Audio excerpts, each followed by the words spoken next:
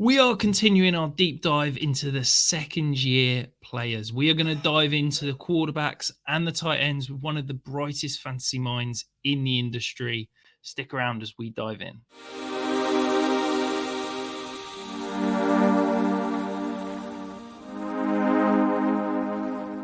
Hello and welcome to the Fantasy Sanctuary. That is right. We are going to continue our meander through the sophomore scrutiny series, and I'm joined by one of the brightest minds in the entire fantasy space. Of course, Marvin, you probably know him from the FF Ballers.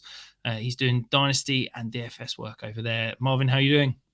Doing well. When you told me the topic for today, I was super excited for it. So thank you for having me. I'm excited to be here, excited to talk to you a little bit about some of these quarterbacks and tight ends. Yeah, it feels like we did this. I do this every year, and obviously when we were talking about Kenny Pickett as the only quarterback, wasn't exactly the most exciting class, but yeah, a bevy of options in terms of the quarterbacks and the tight ends. But we're going to start right at the top. The true breakout star of the 2023 season, CJ Stroud, had a fairly phenomenal rookie season, finished as the QB 11 in fantasy, but I think probably underwhelms in terms of the raw fantasy production about how fantastic he was at times last year. How do you feel about, I guess, him from that 2023 season? Yeah, I feel fairly optimistic after what seemed to be a very, very promising start to his career, right? It's crazy to think there was ever any doubt of his upside. I remember a year ago we were talking about his cognitive score and how that would impact his career, and here we are. He's coming off of one of the best rookie seasons in recent history, right? So the numbers kind of speak for itself. He was very aggressive as a passer, QB2 in adjusted yards per attempt, top 5 in pass rating against zone and man. And it wasn't a perfect season, right? But he showed enough of that upside that we knew that he could have. And a big reason why we should consider him easily a top 10, top 8 dynasty quarterback going forward. And for this year, right? I mean, you think about going forward too, there's so much to like about that offense with the additions of Diggs and Mixon. The only concern I really have is he relied very, very heavily on some of those like big plays to produce, and that isn't necessarily sustainable year over year, right? The Texans were if you just look at their raw pass numbers, I think they were up there. But when you look at neutral situations, they were actually 19th in the league. And so there's a little bit of a concern there that if they rely more on Mixon in the run and are more of a balanced offense, that could cap his upside because he's not necessarily a rushing quarterback per se. But I mean, they added Diggs. It feels like they're going to lean on Stroud and his strengths. And so I'm a big fan and love the upside and potential going forward. But what are your thoughts? Yeah, I think it's fascinating, isn't it? Because we were coming into the season last year. I think if you'd have given anyone truth serum 12 months ago and said who's in a better situation in terms of talent around them, coaching situation, offensive line, CJ Stroud or Bryce Young, I'm not sure anybody would have said 100% CJ Stroud. First-time play caller. Okay, they had Laramie Tunsil at left tackle, but there were question marks across that offensive line. Nico Collins hadn't really done anything through 2 years. Tank Dell was a rookie. And kind of, it didn't feel like a great situation. But I think CJ Stroud and the way he played, he elevated everybody around him. And I think what was so impressive with him was that we knew he was incredibly accurate. But it was the processing ability and his ability to go 1 to 2 to 3 in the blink of an eye, which is a really advanced trait. And he was doing things from the pocket that you normally expect to see of 10, 15-year veteran quarterbacks. Like for a rookie to be manipulating the defense pre-snap and kind of making those advanced reads post-snap was absolutely phenomenal. I love what I saw from him. I am a little bit concerned that we may be getting overhyped in terms of his price. I think that you made a really interesting point around this offense and, the way it's built. They want to run the football. They kept trying last year, but they were one of the least efficient run games in the entire league. They've now potentially got some upgrades across the offensive line in terms of getting guys back healthy. Titus Howard's back and things like that.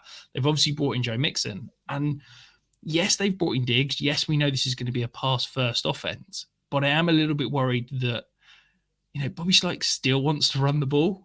And I do think that this isn't going to be, one of the top 5, maybe not even top 10 in terms of those neutral pass scripts. I think this is still going to want to be a balanced offense, which caps the ceiling on a guy that, as you said, doesn't have that rushing potential. So I'm a little bit worried. We're up at QB5 in ADP at the moment. I'll be honest, I've seen him going a lot higher than that. I've seen him going QB3 after kind of the Mahomes Allen tier. Are you that far in on CJ Stroud, or are you like me, a little bit nervous about how expensive and how quick we've been to anoint him as a kind of superstar dynasty asset?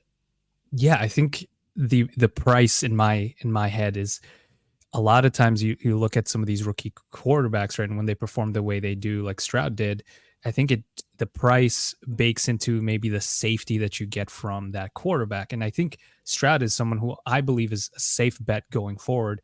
But I think there are other quarterbacks I think that we're going to talk about today, even other guys like Kyler Murray, for example, whose price is a little lower now from a dynasty perspective, who I think has potentially more upside than Stroud. Even if we're just looking strictly for this year or even next year, right? And so I love Stroud, but to your point, QB5 is pushing it a little bit. There are other quarterbacks that I think, we're going to talk a little bit about Anthony Richardson, someone who I might prefer, and you could argue who's more valuable, who might cost more, but I think putting him in that borderline tier with the Josh Allens and the Patrick Mahomes feels a little too much for me. So to your point, it is a lot pricier than I'm willing to pay for right now. Yeah, I mean, I can kind of get it, because it feels like to me there's an elite top 4, and I think that the Mahomes, Allen, Lamar, Hurts, I kind of get that. To me, I'd rather have Joe Burrow over CJ Stroud, but I can see the tantalizing, let's go and attack the youth and kind of get him there. But to me, CJ Stroud is the perfect tier down quarterback. If I can go from CJ Stroud to Justin Herbert, Jordan Love, Kyler Murray, Anthony Richardson, even Trevor Lawrence, someone like that, and get a significant piece on top of that, that's absolutely a move I'm making, because I don't think I'm necessarily downgrading in terms of potential production in kind of 2024, 2025, potential longevity or kind of career length. But then I'm also adding a potential asset on top. So love the player, love everything I've seen, but I do feel like the price is getting a little bit rich. I mean, you can see on the screen here, we got 3 firsts and a second. Would you pay that for him right now? I don't think I would. If that's the price, in my head, I think you could probably use those picks to get a Lamar Jackson or someone else, someone who I'd feel more comfortable with, who has a higher upside because of that rushing floor, that and that upside as a rusher. So I don't think I'd pay this much. I understand why someone, if you had CJ Stroud, you'd wait to get this price. But I think I'd rather go for someone else who, to your point, tier down, right? Someone might be cheaper. And you might get something else on top of that in exchange for CJ Stroud.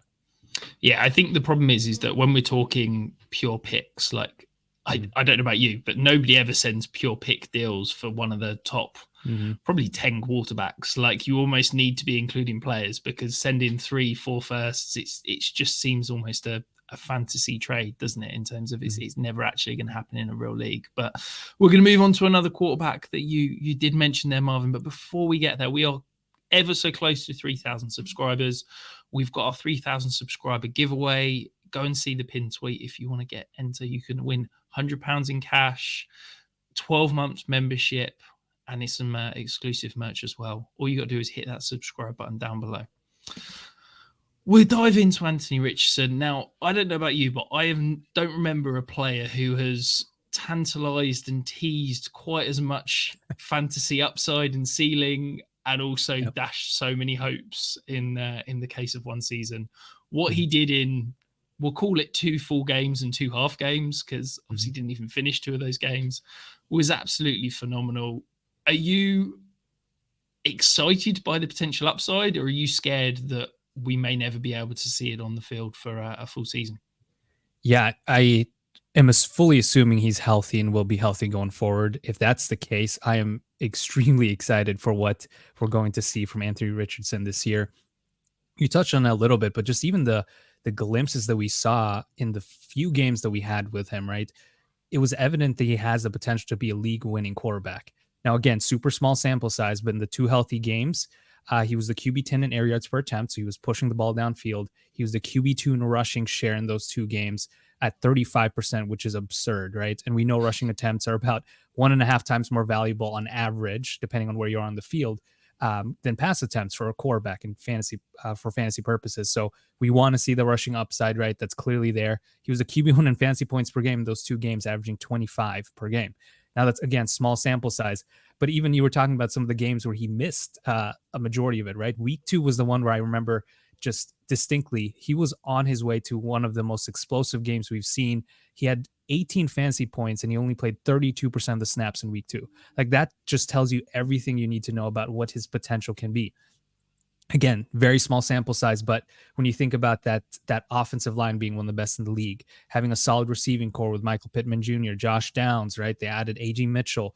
I think the overall QB1 production upside is within the realm of possibilities, and he's someone who, honestly, I wouldn't be shocked if he can stay fully healthy for the full season. And I guess that's still a little bit of a question mark, right? His dynasty ADP will skyrocket. I wouldn't be shocked if he's considered a top 3 quarterback by the end of the season if he can stay healthy.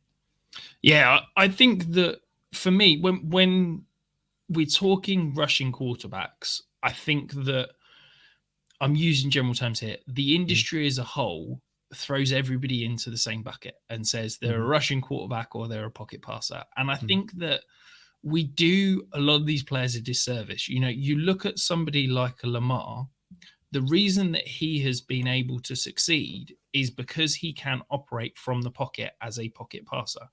Now, Anthony Richardson came in. There was no doubt about the athletic traits. There was no doubt about the athletic talent. There was no doubt about the arm strength and his ability to make every throw on the field. The question was around his accuracy, and I feel like people are hitting him over the head with that too much. To me, what I see when I watch Anthony Richardson is a phenomenal athlete who is a quarterback from the pocket. He makes all the right reads. He can process correctly. His ability to avoid sacks is absolutely elite, and that shows to me a processing ability that he belongs as a quarterback. Yes, there is a slight accuracy concern. There are times when his mechanics, particularly his lower body mechanics, enable him to miss very simple throws. But we've seen in the league that can be worked on. We've seen someone like a Josh Allen has gone from one of historically the least accurate quarterbacks as a rookie to one of the most accurate quarterbacks because he's already got that processing ability. He just needs to work on the actual mechanics of accuracy. And I think that that's where Anthony Richardson is. To me, he is a quarterback between years. We just need to work on that accuracy piece. And I think that he's going to get there.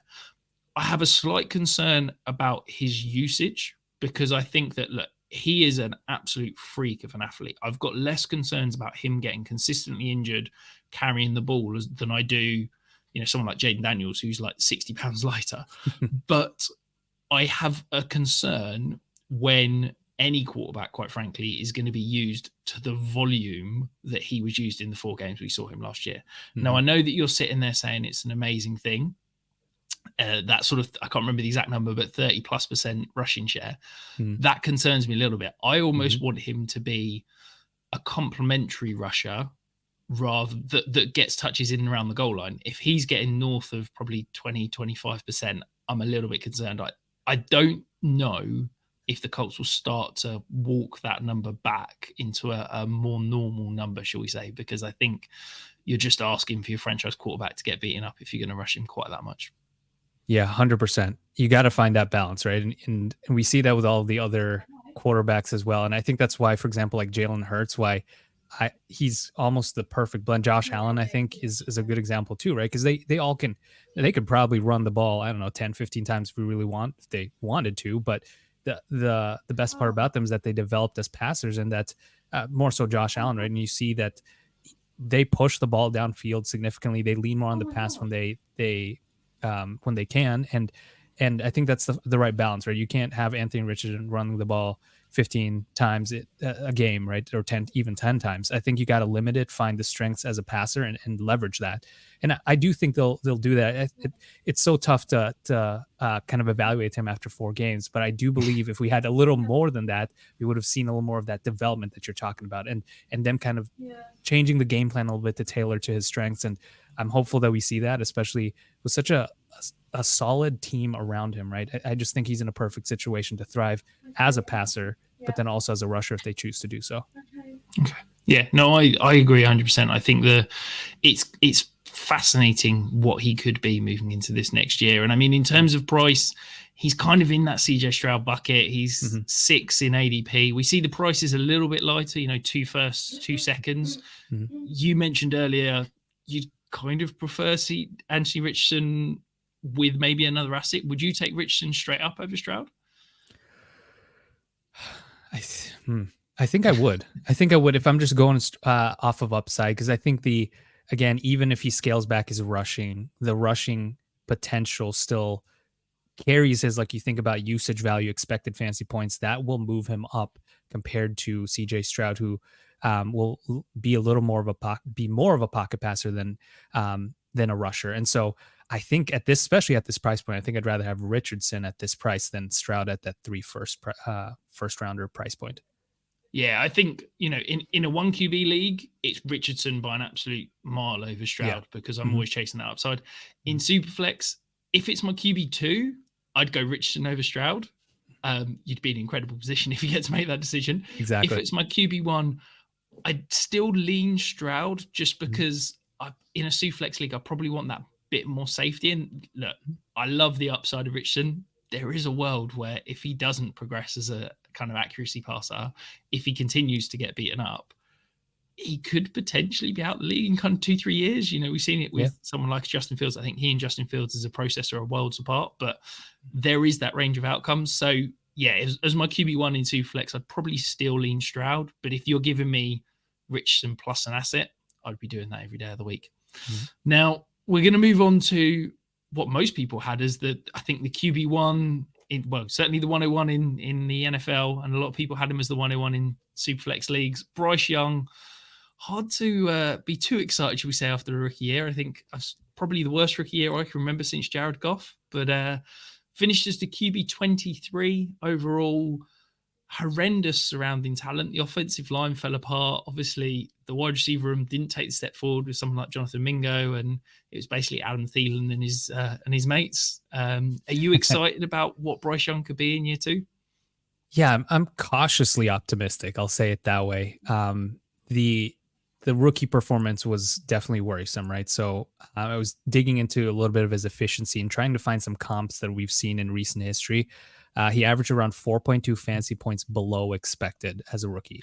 That's the 5th most inefficient season by a rookie since 2013, my usage model. That's not what we want to see out of a rookie quarterback. But as I was digging more into it, it's not entirely doom and gloom. And so we got to keep in mind that I was surprised that there were actually other first-round quarterbacks who performed around that same efficiency level in the rookie season. So since 2013, there have only been 7 first-round rookie quarterbacks that averaged over 3 fantasy points below expected. So very inefficient, similar to Young. And Young is on that list, right? But there was Carson Wentz on there, Trevor Lawrence, Deshaun Kaiser, not good, Kenny Pickett, Bryce Young, Joe Burrow, and Josh Rosen. So it's an interesting mix of quarterbacks right there. And being on a list with Pickett, Rosen, and Kaiser, not ideal at all, right? But there are several quarterbacks on that list that turned it around. And I was just digging into exactly what did those teams and what those quarterbacks do in their second season. And every single one of them improved significantly, but it was only after their teams truly built around them in their second year. So you think about Joe Burrow, they drafted his best friend, Jamar Chase. Trevor Lawrence, they got rid of Urban Meyer and signed Christian Kirk in his second season. And then also Travis Etienne returning helps too, right? And then Carson Wentz, the Eagles brought in Alshon Jeffrey, and that was actually his second season, where he was the QB1 in points per game. And so you think about what the Panthers are doing this year, it's very similar things in the way they're building around Young, right? So they signed Deontay Johnson, who I believe continues to be underrated, one of the safest quarterback-friendly wide receivers that you can have. Not the biggest fan of Xavier Legette, but they drafted him, and that will build that wide receiver core. They added Jonathan Brooks, who I really like as a prospect as well. And then they boosted the offensive line, right? They signed Robert Hunt, Damian Lewis.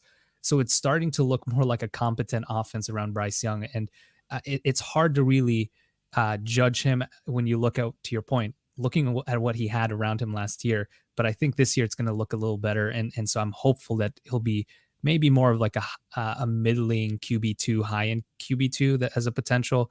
I'm not willing to call him a QB1 yet, but I think it'll be a better year for sure.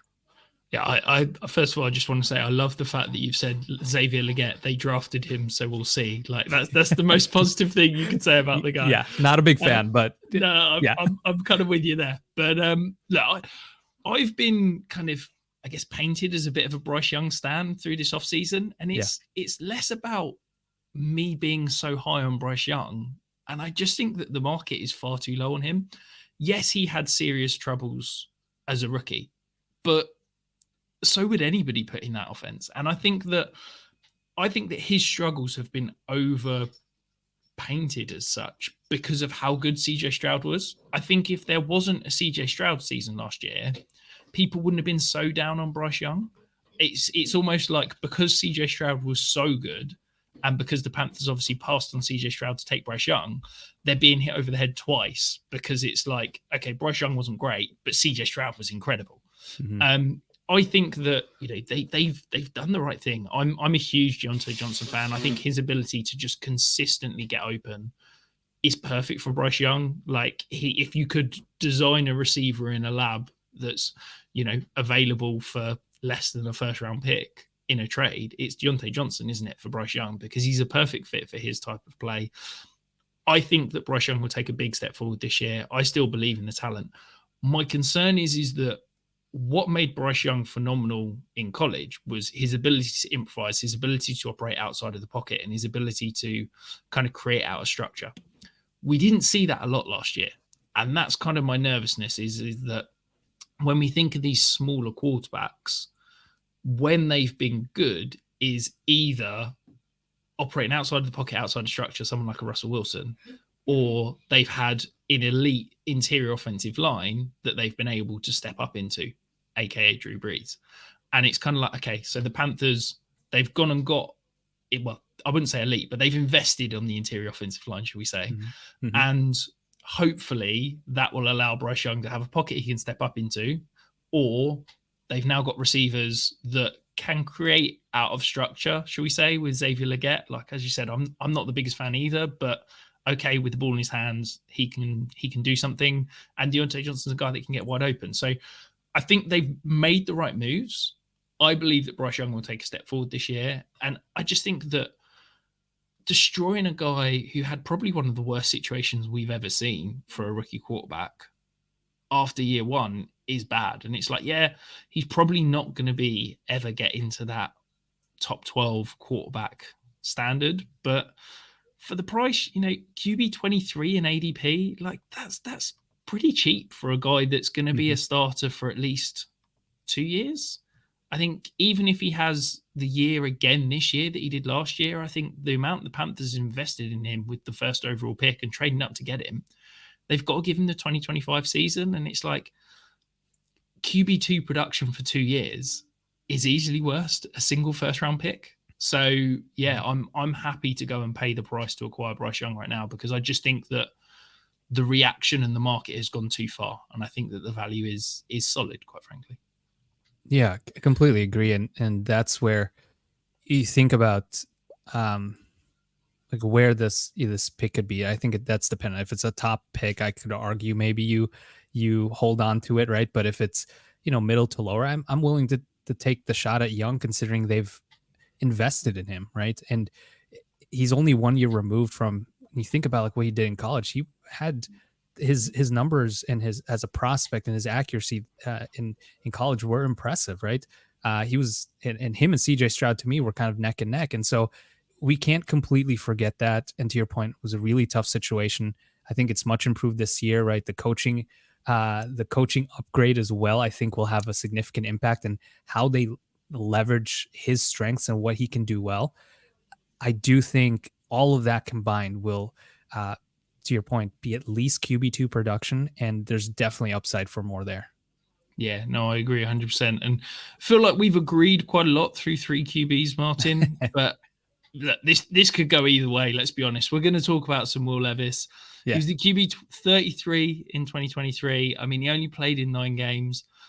If you just watched his first game, or just looked at the box score of his first game, I mean, this guy's future Hall of Famer, maybe the best quarterback ever. If you looked at the other 8, there were some serious questions there. How do you feel about Will Levis now we've had that rookie season out of the way?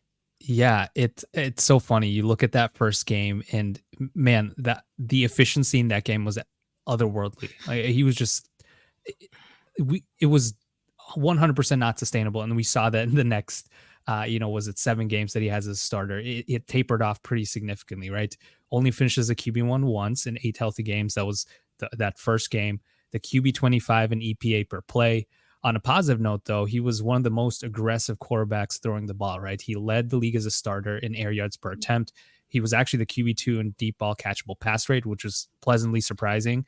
And again, very similar to Young, the Titans are leaning into Levis as their QB1. And that wide receiver core, it's hard to really complain about that, right? You have Hopkins, you have Ridley, you have Boyd, Burks, who I'm still never letting go. I still like Burks, and then Brian Callahan taking over as the head coach after 4 seasons as the OC in Cincinnati, right? It'll be interesting how that passing offense merges with what Will Levis did last year, because he was aggressive as a passer, but then when you look at for example, last year, what the Bengals did, their ADOT was the lowest in the league, if I remember right. And so it's going to be interesting how they change this offense with Will Levis having the ability to throw the ball downfield. I think he's fairly athletic as well.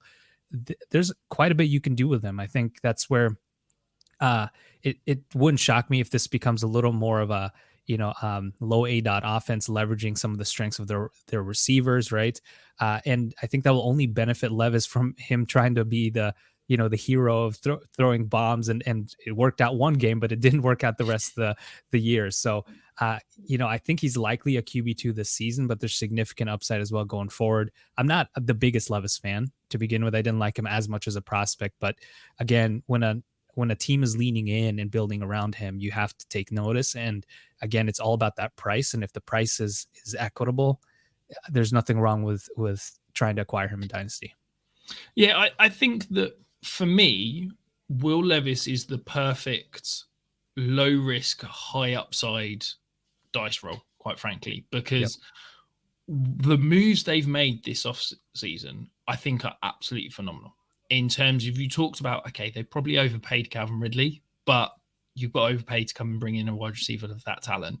His fit as the kind of Z, I'm going to call it Z because I'm English, sorry, to DeAndre Hopkins X is perfect. You've then got Tyler Boyd, who, he's not exciting, he's not amazing, but he is a solid, reliable guy that can get open, win versus man, but more importantly, win versus zone consistently.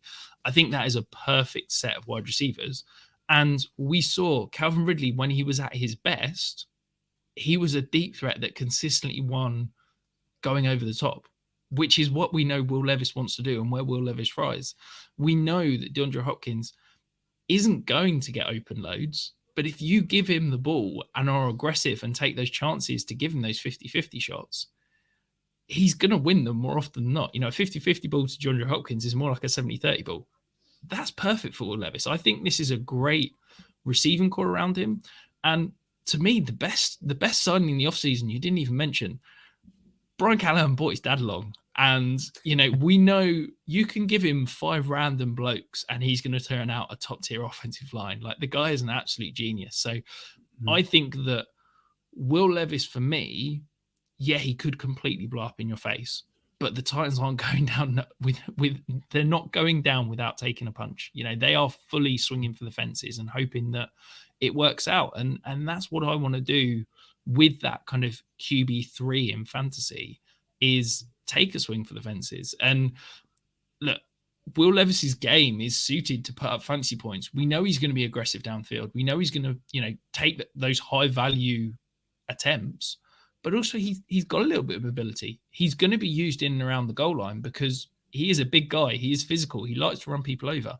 He's going to potentially score rushing touchdowns, but also pick up rushing volume. Yeah, he's never going to be Anthony Richardson, Lamar Jackson, those type of guys, but he could be in that kind of Trevor Lawrence, Justin Herbert, Aaron Rodgers type, Dak Prescott type mold, where he's picking you 300-400 yards rushing, maybe 3-4 touchdowns, and it's just a bit to tip you over the top. That combined with the potential passing talent for less than a first round pick as my QB3, I'm absolutely taking that swing for the fences. If I've got a solid roster that I'm kind of the third or fourth best roster, I've got a couple of solid, reliable quarterbacks, maybe I've got Dak Prescott and Matthew Stafford or something like that, where I'm like, I'm okay here, but I could really do with that kind of upside play.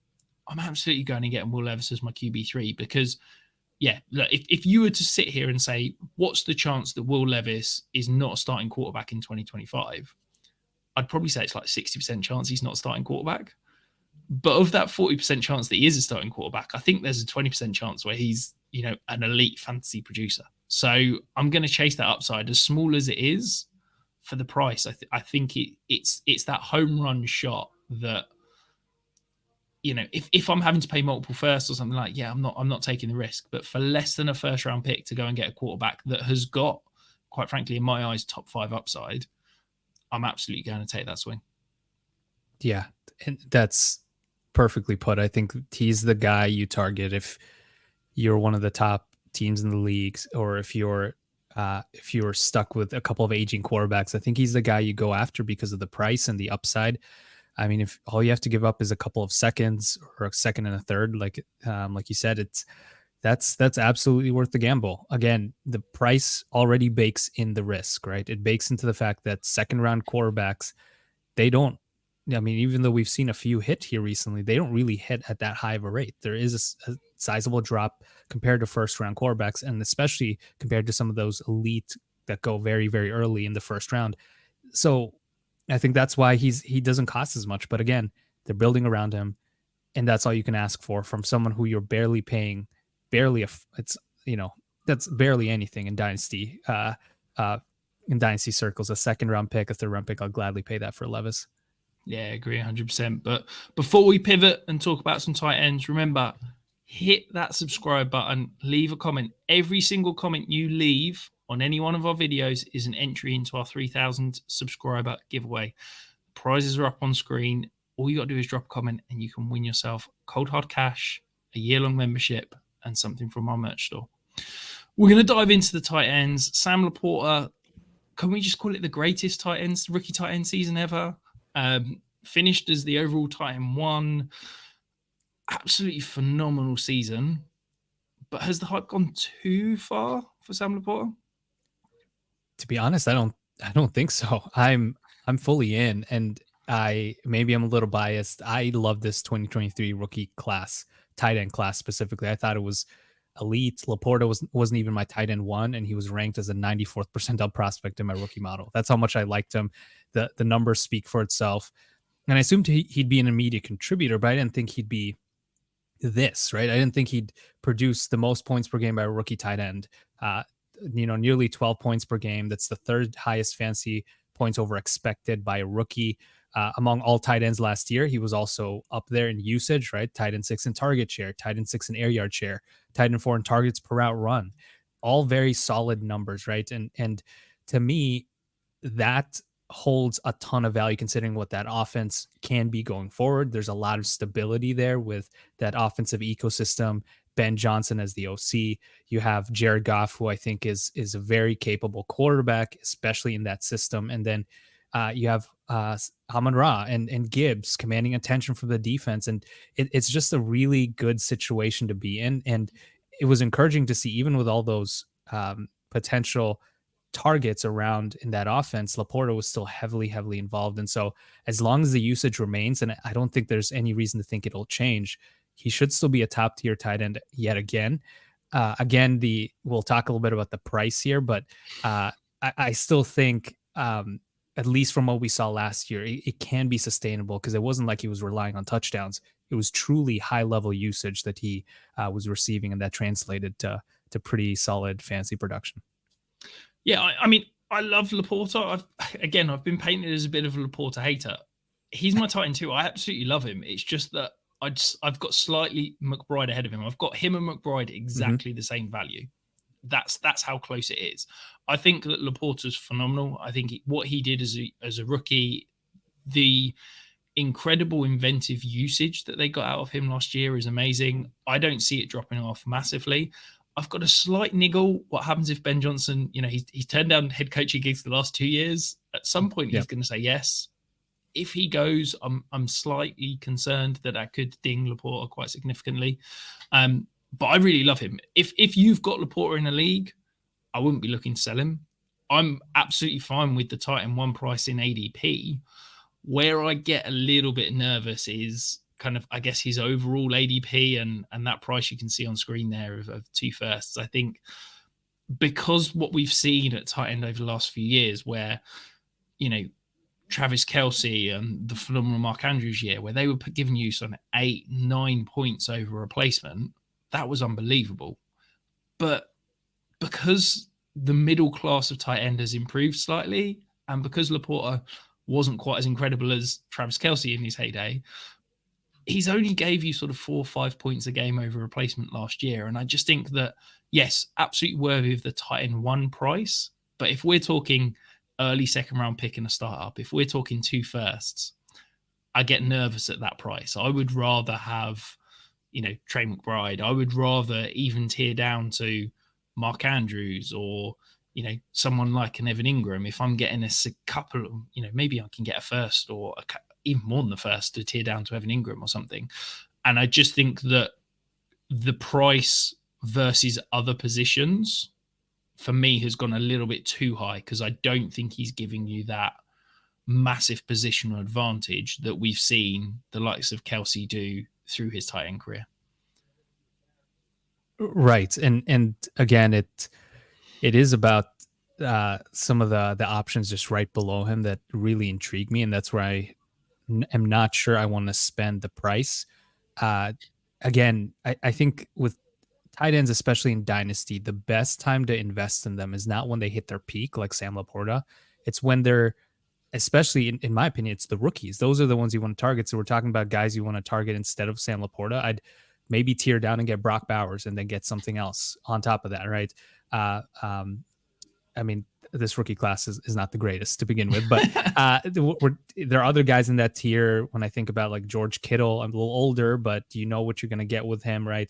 You mentioned Evan Ingram, massive usage last year, up there in usage with guys like Sam LaPorta and Trey McBride. And Trey McBride, man, he's my favorite tight end as well for Dynasty purposes. And again, he was someone that you didn't have to pay all that much for a year ago. And so that's where at the tight end position, I understand wanting to get the guys that are safe, that give you that massive upside.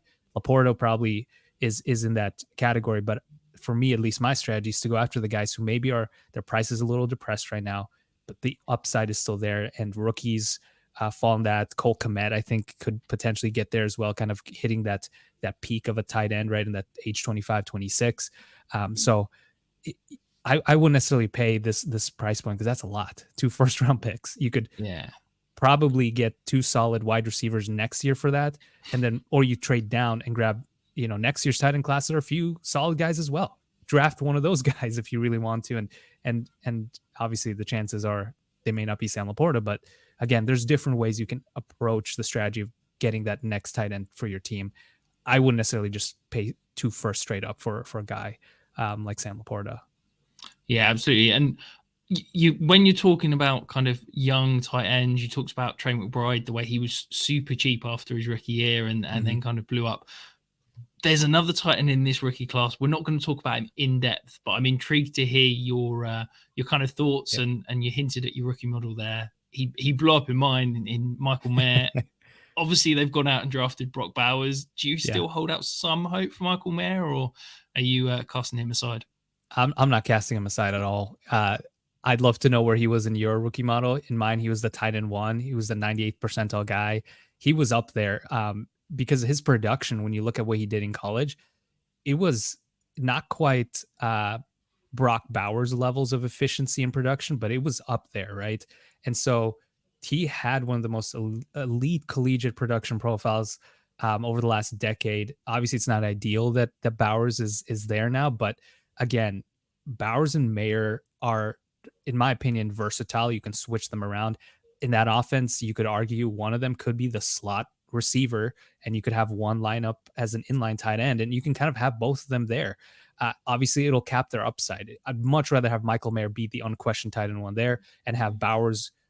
I would have loved him in Cincinnati instead, or somewhere else where he can just be the guy, right? But instead, it is what it is at this point. But considering where, again, we're talking about cost versus opportunity, I mean, Mayer, you don't have to pay all that much for him, right?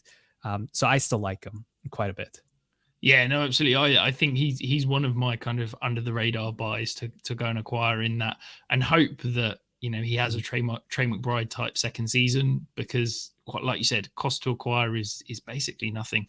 You asked about my rookie model, so Sam LaPorta was a 91st percentile prospect. Michael Mayer was a 93rd percentile prospect, but my tight end one, the guy we're going to talk about now, he was a 96th percentile prospect for me, Dalton Kincaid. Now, look, he flashed phenomenally when Dawson Knox was injured and not in the lineup, and he struggled massively when Dawson Knox was healthy. So do you think that he can take the step forward into that kind of elite tight end tier that he's currently being priced at, even with Dawson Knox potentially still floating around because of the, let's say, subtractions from the wide receiver room? Yeah, I am a little concerned just because of Knox's presence, and I think it does maybe cap his upside a little bit, but I think there are different things that are working his way this year. Where one thing to keep in mind too, I think we were spoiled by LaPorta's breakout. We have to remember though that very rarely do rookie tight ends emerge as fantasy relevant, like LaPorta was, or even a long time ago, Kyle Pitts, right, as an example. But majority of rookies break out in years 2 and 3. About 60 to 70% of them break out in that time span. And so for Kincaid, it's you're here. It's year 2, right?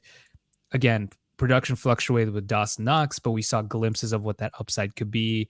Very efficient targets per route run. The target shares and area share were up there without Knox, right? And so the question is, will he be on the field more this year? And I think there's an opportunity for him, considering the subtractions you mentioned, right? Stephon Diggs, Gabe Davis, they're no longer there. Now, they don't play the same position, but I think considering Kincaid was the tight end 2 in slot snaps last year, about 50% of his snaps were in the slot. I think they just need to leverage him more there, considering the options they have.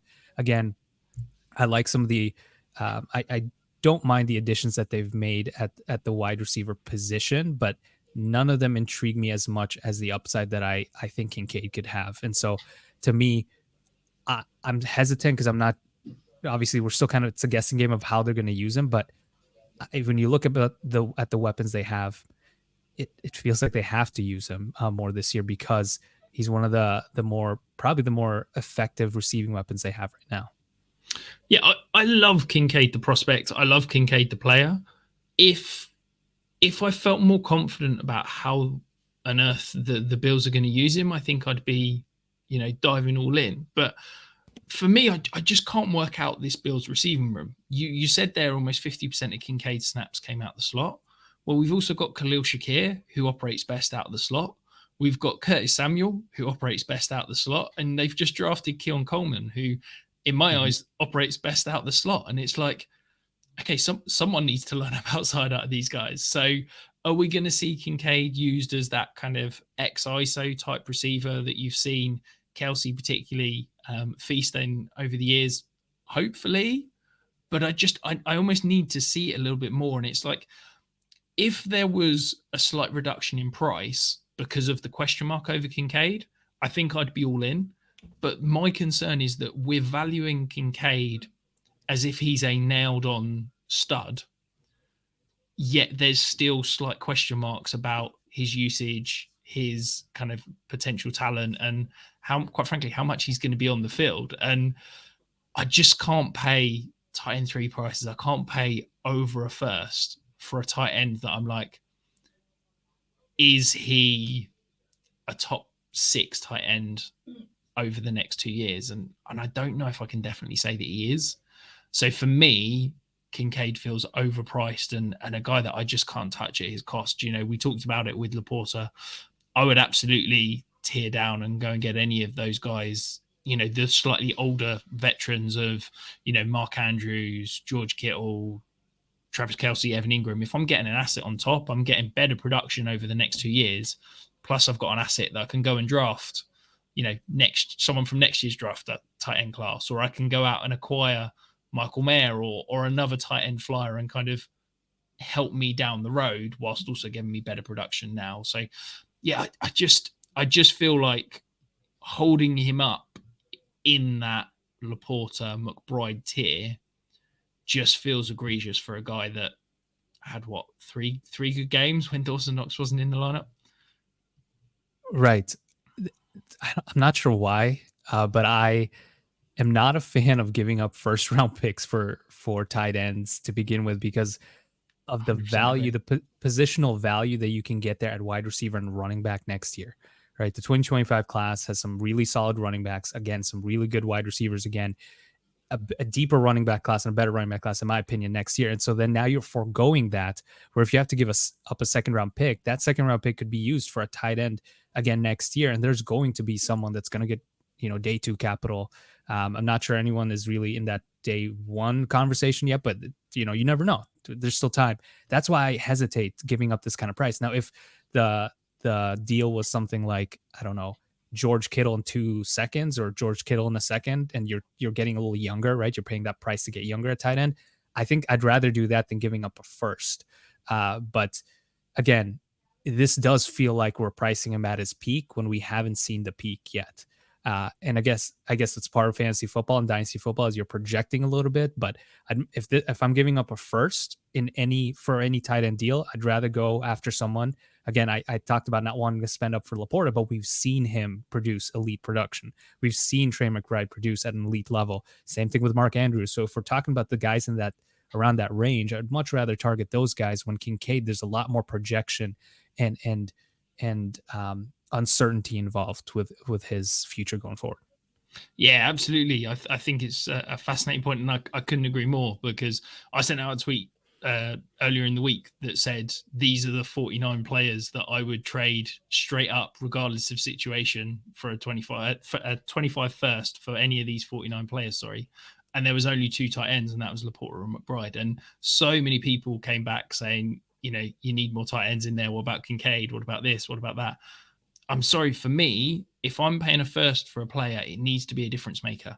And I just think with the way the tight end is this year, where there's potentially 9-10 solid guys, I can't guarantee that Dalton Kincaid is a difference maker for my dynasty team. So yeah, paying more than the first for him feels completely egregious right now. But that is it. We have whipped you through 4 quarterbacks, 2 tight ends, with a little bonus Michael Mayer mentioned in there. Marvin, thank you ever so much for your time. It's always a pleasure to talk things through with you and pick your brains. Remind everybody that is watching, that is listening, where can they find you? Where can they find your work? Yeah, thanks so much for having me. This is super fun. And yeah, people can find me on Twitter or X, whatever you want to call it, at @FF_Marvin E. Most of my work makes its way on there. Have some article series coming out here over the next couple of weeks before the season, just previewing the 2025 class. Some of the things we maybe talked about today will show up there. So just keep an eye out for that. But thank you again for having me. This was a great time. No, awesome. Thank you so much for coming in. As I said, guys, Marvin is one of the best and brightest minds in the community. Go and check out his work. I guarantee you will not disappoint. And we'll be back very soon.